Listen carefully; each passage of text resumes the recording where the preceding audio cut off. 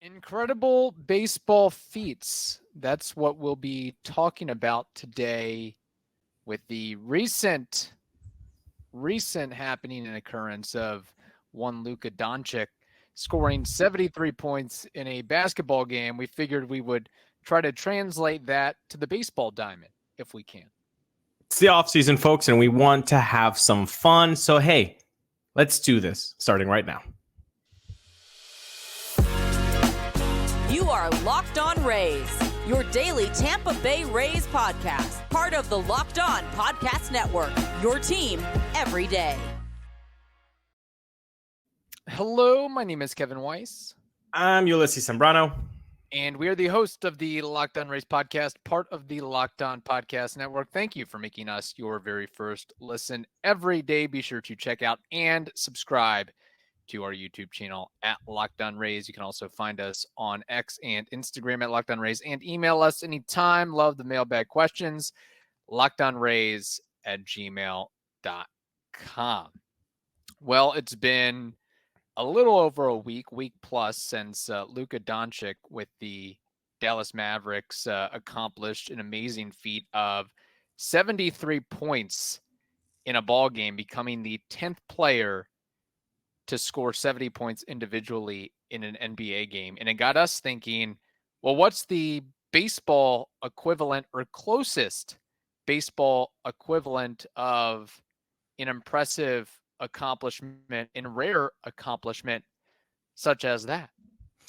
Yeah, it was all over social media, so how could you avoid it? And we're trying, like we said, to just, step out of the box a little bit and have some fun with these episodes. There's not a lot of news going on, so we have to have some Rays episodes where, we're not just like pondering and, just have some fun a little bit. And so when this idea came up, the first thing I wanted to do to kind of find an equivalent, Kev, was exactly what you said. How many players have done this before?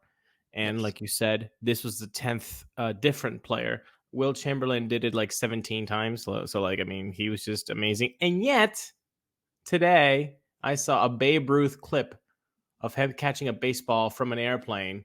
And yet there are no single frames of him scoring 100 points. So craziness, conspiracy theory, I suppose. Yeah. You never know. That was the 60s. I thought they had some B-roll that they could have accessed from that point. I mean, is there even radio play-by-play from that game? They would be nice to know because March 2nd, 1962.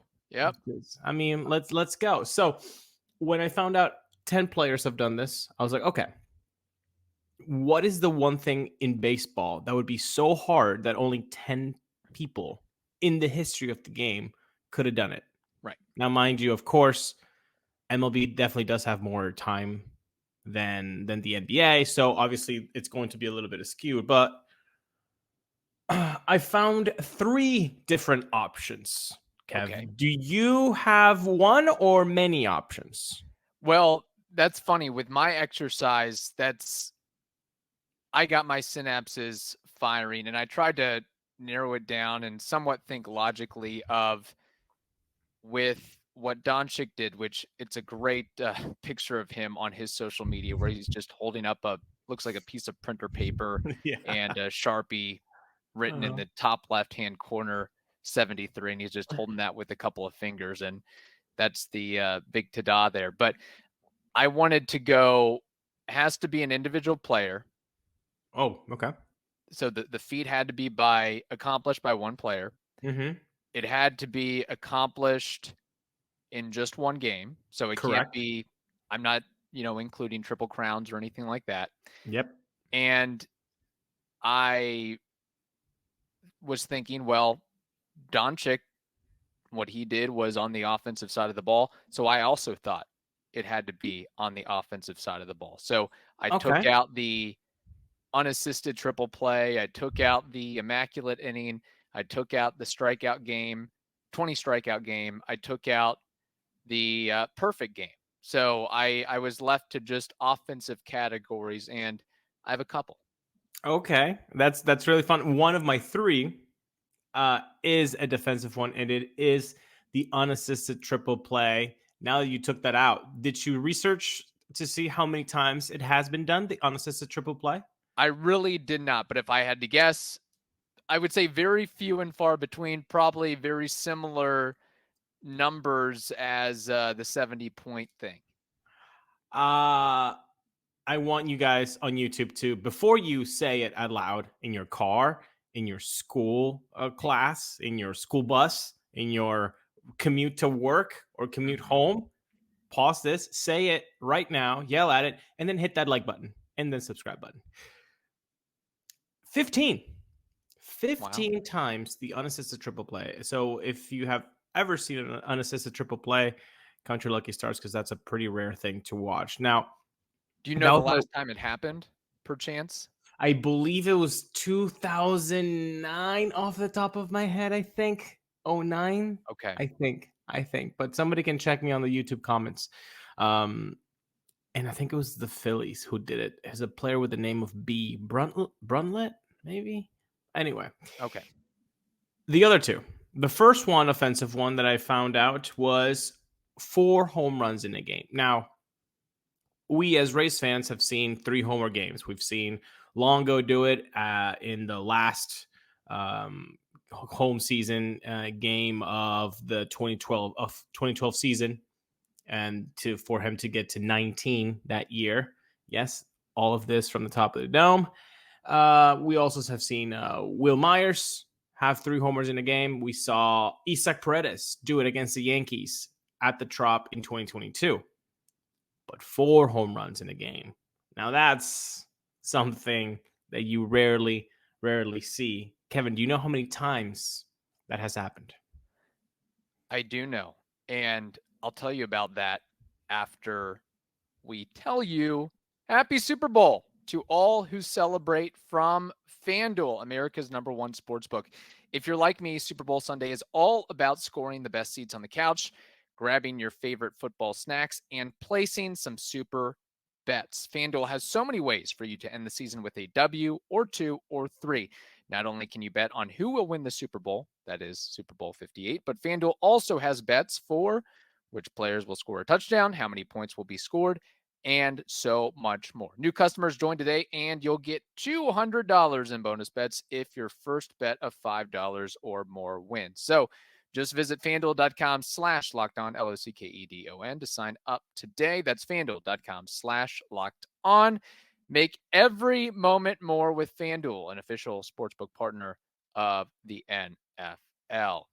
Now, Ulises, to your point, the number of times or the number of players that have hit 4 jacks in a single ball game is 18. That is correct. Honestly, I thought it would have happened more times. Like, when you look at the history of baseball, the added benefit of the inside the park home run. Right. And so many power hitters that have come through the game, the steroid era, 18, I would have thought it was bigger, but honestly, it makes sense. It makes sense. Well, it's funny. I wouldn't say a majority, but an interesting number of those 4 homer games came between the years of 1993 and 2012. I should know that. So, yeah, there are, as I was going through this exercise, the 4 home run thing kind of became my most similar adjacent equivalent to what Luka did. Just because of the rarefied air factor. And if you look at 70 plus points scored in a basketball game, if you look at the list of names, there's no slouches there. Yeah. Between Elgin Baylor, Wilt Chamberlain, David Thompson, David Robertson, Kobe, Devin Booker, Donovan Mitchell, Damian Lillard, Joel Embiid, and Luka Dončić. Interestingly, the 70-point game has happened 4 times in the last 2 years, or actually, I guess, calendar year, basically a year between Mitchell, Lillard, Embiid, and Dončić. So that's a fun footnote there. If you add 69, very nice, Michael Jordan, 69. Yeah, there we go. Yeah. So I took that into account, and I said, well, if you look at the list of guys who have achieved 4 homers in a ball game, outside of Scooter Gennett and a few others, there's a lot of big names on this listing. Hall of Very Good, Hall of Famers, more recognizable, JD Martinez, Josh Hamilton, Carlos Delgado, Sean Green, Mike Cameron, Mike Schmidt, Willie Mays, Gil Hodges, Lou Gehrig, and there's some others as well, of course. So I think that was another thing that I took into account. And the amount of play, well, here's the other thing. The difference, of course, is I guess NBA is going to get more attention on a national, international scale and in the media than baseball. But I also thought about what would have the longest, I guess, what would have the most juice in the media landscape. And I feel like maybe the 4-homer game more so than the unassisted triple play. But I just wanted to throw that out there that there's a lot of offensive firepower on the baseball list as well as the basketball list. I think you make a really good point there with the unassisted triple play, because as cool as it is and as rare as it is, it's more looked up as a quirky thing than more of a skill thing. Exactly. It's not, you were just at the right time, and outside factors led to you being the guy who was, the responsible for the unassisted triple play. In fact, so cool.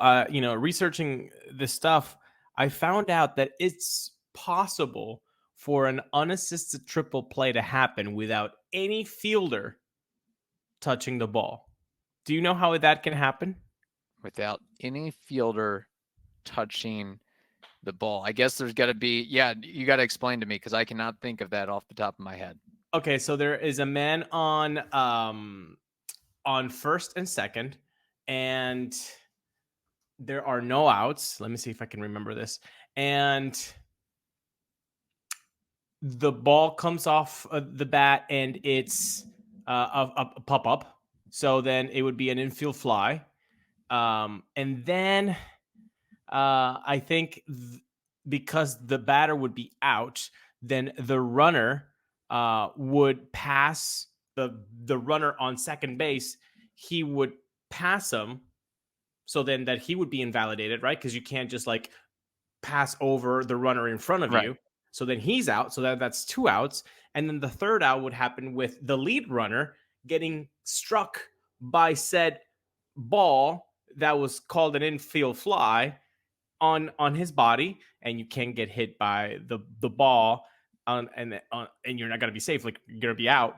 So then that's how you get an unassisted triple play. So, all right, we can eliminate the unassisted triple play from the equation then. If a player doesn't even have to be involved in individual, it can just be like some weird ruling. Isn't that crazy? Like, you can have an unassisted. I mean, it has never happened, and it probably won't ever happen. Although, from what I read, it seems to have happened in a spring training game in the 60s. But, a little grain of salt with that if we can find Will Chamberlain's 100-point game video reel. But regardless, I agree with you. I think it would be more of a quirky, hey, look at this happened in baseball today, and then it would just die out. 4 homers in a game, I think that would get played by people that, were casual baseball fans. Yes. Now, the question is, before we get to some other comps, which current Rays player do you think would most be likely to get 4 homers in a game? If you had to put green Skittles on X can or will hit 4 dingers in a ball game this upcoming season, who would you lay the money on? I think it's chalk for Isak. He already did it once with 3 home runs. So one, the quote is like, "What's one more?" A lot. But yeah, like, he has the power. He has a specific way of hitting his home runs, which is pull side all the time. Where, hey, if there's a lefty starter in the beginning of the game, he gets a couple, then something, I would put my money on Isak first. Who would be yours? That's actually who I had as well. I also was thinking about, hey, Randy has done some special things, and I could see him going all for broke and having that memorable game. I mean, he's really the only guy that we can make comparisons, postseason comparisons to Babe Ruth, for example. So I could see him like going off as a one-off and still finishing out the season with a 260 batting average and 22 home runs. But I think Isak, for the reasons you said, he knows what he's trying to do. Like, he has a game plan up, pull the ball, elevate the ball, plate discipline, bat to ball skills, and he hits righties and lefties. So I think he has that going in his favor. I would also give a little bit of a nod to, when healthy, Brandon Lau, especially if he's playing at Yankee Stadium in the short porch. But there's also that big swing and miss, because I think that I would give the lean to Isak just because of he's got a better approach at the plate compared to Lau at this moment in time. So I'm with you there. And speaking of this whole 4-homer deal, I think that, I did not watch the Luka 70-point game. I honestly did not catch many, if any, highlights of it. I knew about it through social media and the rumblings and so forth. But I would imagine that once Luka got that 70th point, that the roof came off. Assuming that he was playing at, where the Maverick fans were going nuts. Mavericks fans were going nuts. I think the same could and would be said for whichever individual would hit that 4th homer game compared to in unassisted triple play, or even hitting for the cycle, which we may get into. Right, exactly. No, I feel like you see a guy hitting 4 home runs and you're just like, damn, that's amazing. Like, that's incredible. And again, in all of the time that MLB has been a thing, only 18 players have been able to do that. So yeah, I think people will be on their feet, or at least clapping, or at least not booing.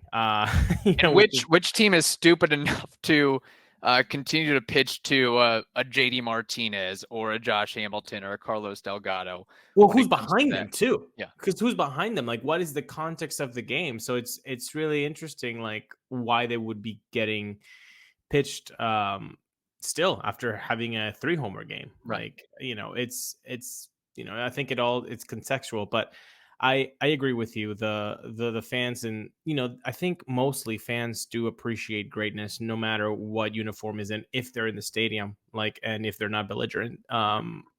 You see it with perfect games. Like, I was at the Felix game. Of course, it was in Safeco, but there were Rays fans there, and I didn't see any Rays fan booing. I was a Rays fan. I did not boo. Also, Venezuelan bum, so I was kind of conflicted there. Right. But yeah, like, you saw it in the Edwin Jackson no hitter at the Trop. No booing. People accept greatness. So if you see 4 home runs in a game, how would you not clap? Yeah. Now, so before actually digging in and doing some research and looking things up, also top of mind was the cycle. And then you go through the numbers and realize, wow, that has happened a lot more than I realized, or maybe anybody has realized. I don't even know if we can call it rare at this point. I think we could call it semi-rare, because do you have the number of players? Because I don't know it. Do you have it in front of you? It's wait, don't tell me. Well, yeah, 344 times.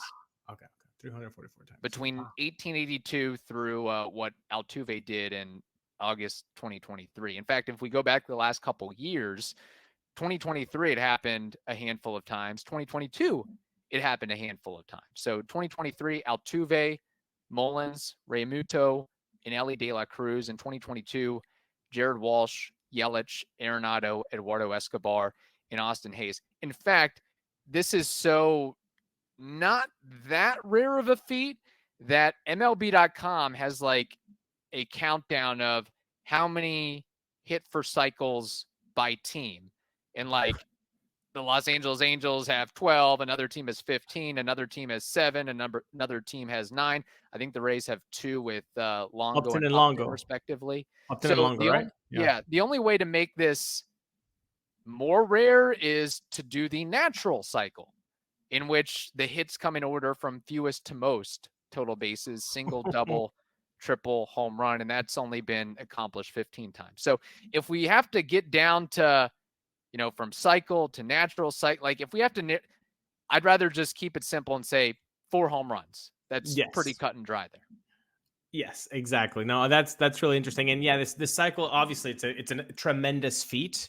And when you put it, it's happened 344 times, it does sound like a lot, but that really just averages out to 2.5 per year per season. Yeah. So still rare, but not as rare as maybe when we grew up thinking what the cycle was. Yes. I have my other option. Are you ready to hear it? I am ready to hear it. This one, it's also bombs.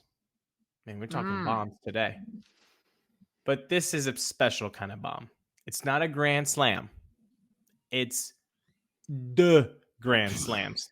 I wouldn't even think of that. Slams. 2 grand slams in the same game. Kevin, do you know how many players have been able to do this feat? Honestly, that might be... I can't decide. I would say that's probably more rare than the 4-homer game. I would say half that, maybe 9 times in baseball history. It has happened less times than 4 homers in a game. Not quite as half less, but 13 players. 13 players. So 10 players have done 70 points in an NBA game. 13 players have hit 2 grand slams in the same game. Can you name one of these guys? I mean, top of mind, I was thinking Barry Bonds, but after he hits the first one, he's probably walked the rest of the game. I'll just throw out... I'll give you a hint. Either Hank Aaron. I'll say Hank Aaron. Incorrect. If I give you a hint, he has a son who was on a video game cover. He has a son who was on a video game cover. Vladimir Guerrero. Okay. Tatis Sr. Okay. Tatis. That's right. Oh, right. My. Talk about a weird thing. Do you have the list of the others? I have the ones that we would probably know. Robin Ventura, Frank Robinson, Nomar Garcia Parra. And the last guy was Josh Willingham. Okay. In 2009 that he did it. So 2 grand slams. Like, that is just, if you think 4 home runs in a game is impressive, 2 grand slams, man, like, I think that takes the cake, dude. Like, so you would vote 2 grand slams more impressive than 4 home runs in a single game. Because of what you just said 38 seconds ago. The rarity.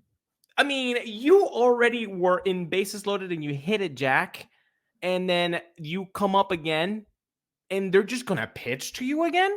Right. Or at least, like, I don't know. I would just nope, don't pitch to this guy, pitch to the next guy. Now, if the next guy's Barry Bonds, or, if Josh Willingham did it, probably because Ryan Zimmerman is behind him, Nomar did it because maybe Manny Ramirez is behind him. There's that to take into account. But also the clutch factor, like, in that moment, with bases loaded, like, every hitter wants to produce. Every hitter wants to, do something to stay cool, to stay calm and collected, to just wait for your pitch and attack it the right way, swing. I mean, that's just incredible to me. Is it more clutch to hit that second grand slam or that 4th home run?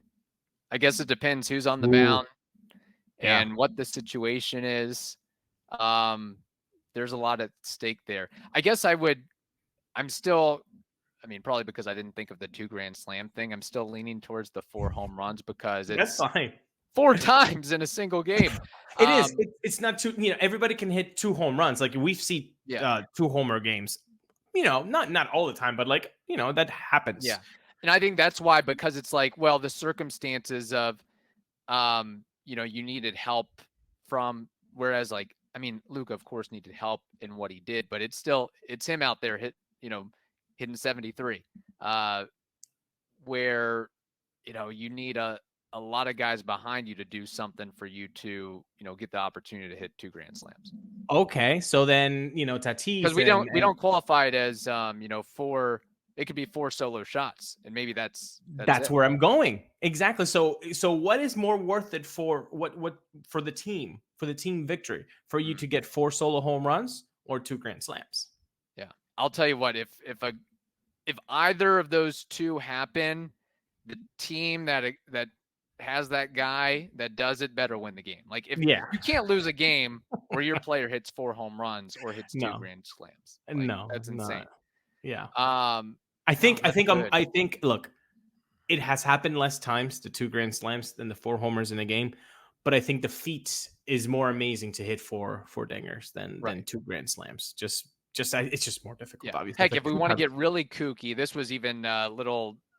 I was just thinking off the wall here, just because Carl Crawford did it back in 2009, the 6 stolen bases in a game, and that's technically as rare or more rare than 2 grand slams in a game, because the list is him, Eric Young, Otis Nixon, Eddie Collins, Billy Hamilton, 1800s Billy Hamilton, and George Gore. So wow, that is a short list. But again, that's not. I mean, it's, unless you're stealing home, that's not a scoring. It's an offensive play, but it's not a scoring play per se, which is where I think there's a little bit of. I was trying to make it as aligned as possible. Yeah, baseball to basketball. Yeah, same. So I win dingers. That's all that's dingers. That's what I think. That's what it comes back to. Dingers, or if you hit for 2 cycles in a game or something like that. Maybe it happens in adult softball. And heck, if Dončić or somebody else gets 10 block shots or 25 rebounds, then we can talk pitching. But I think we were to leave pitching out of the protocol here. Yeah, and I'd like to see what other Locked On Rays listeners think. Like, put them down in the comments. Like, what do you think is the equivalent? Maybe you have something that you're thinking about. Like, how could they not mention blank? Tell us what the blank is. Yeah. If you're going pitching, fine. But the schematics of this game was offensive production and how we could replicate that in a baseball game. So if you want to go pitching, fine. We're not going to tell you don't comment on it. But if you could think of something offensively, that would be great. What about this? 6 hits in a 9-inning game, or going 6 for 6 or 7 for 7. What does it take to, like, I'm just looking at the list. There are a lot of 6 for 6s. I will note, but I think that maybe should be an honorable mention, or at least be talked about to some extent. Yeah. I mean, 6 hits in a game. My goodness, that's silly. That's silly. It's what you need if you want to hit 400. You got to have a couple 6 for 6, 6 for 7 games in your back pocket there. There we go. And some comments here that we got on the social medias. Brett says on what the closest thing to a baseball equivalent to what Luka did. Reggie Jackson in October. Jake Stokes said not just 4 home runs, but going 4 for 4 to get those 4 home runs. And then I guess you get walked the rest of the time.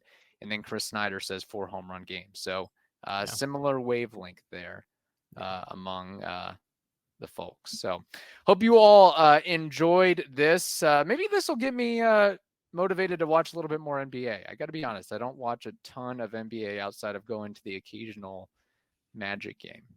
Yeah, no, I just catch the clips on the X, really. Yeah. I don't really watch. We'll have to, next comparison, who's the Luka known for being a little bit whiny? Who's the most whiny Rays player? Maybe, somebody hit that up in the comments, or whiny X Rays. Oh, that's a good segment. That's a great segment for a future episode. I love it. I've got a good X-Rays player or players. I could go with that. So Okay. I like that. All right. Hope you all have a wonderful day. Stay safe, and we will talk to you tomorrow.